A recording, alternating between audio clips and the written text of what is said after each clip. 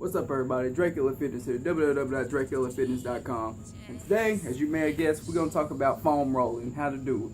Now, this can be a great rehabilitative tool for you in your back fixing efforts or any other body part that you feel is tight in your body.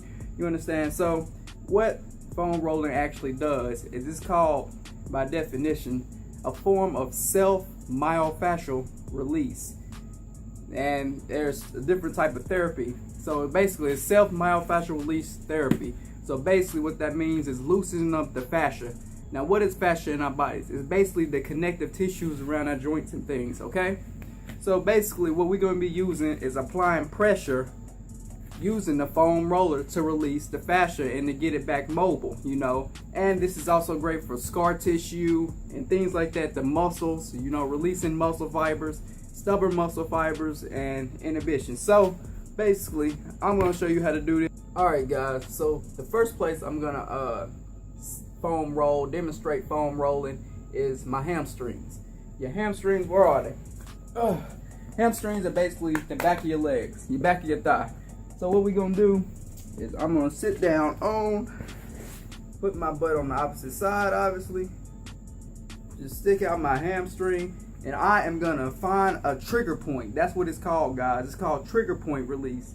A trigger point is basically the point of most tension. So basically, wherever I feel the most pain at, basically. So I'm gonna feel around till I feel that spot.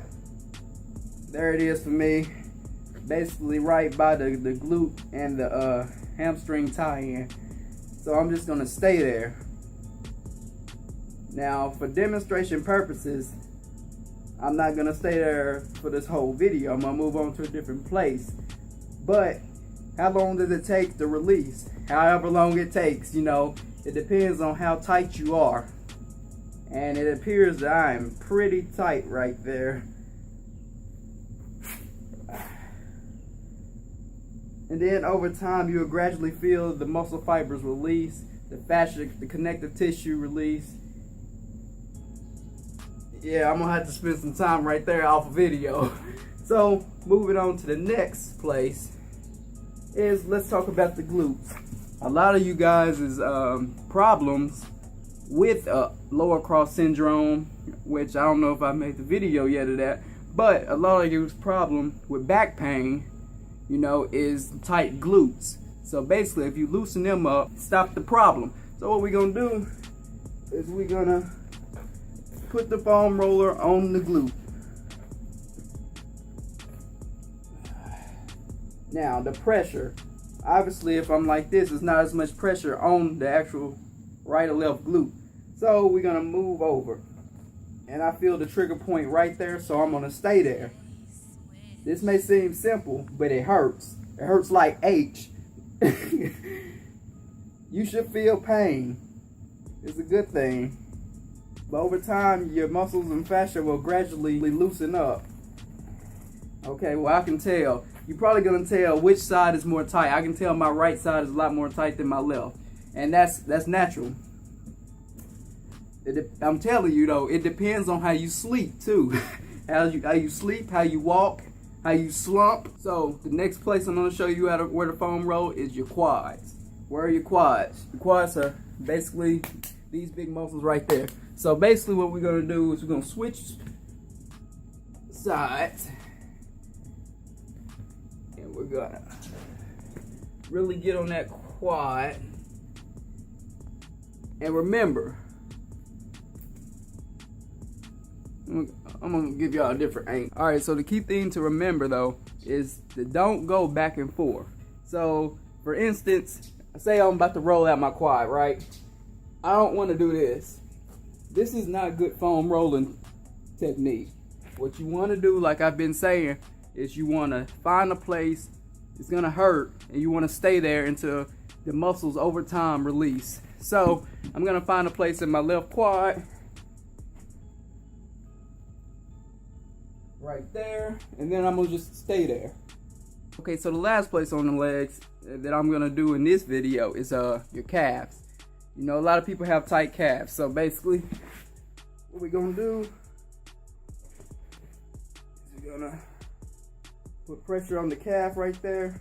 Want to put more pressure on there? Raise your other leg. Foam rolling the calf, it's important to know both muscles that are in the calf. You have your soleus and you have your gastrocnemius. So basically, how you want to get that is you want to turn your leg to the left and to the right. So basically, all around the calf, foam roll it.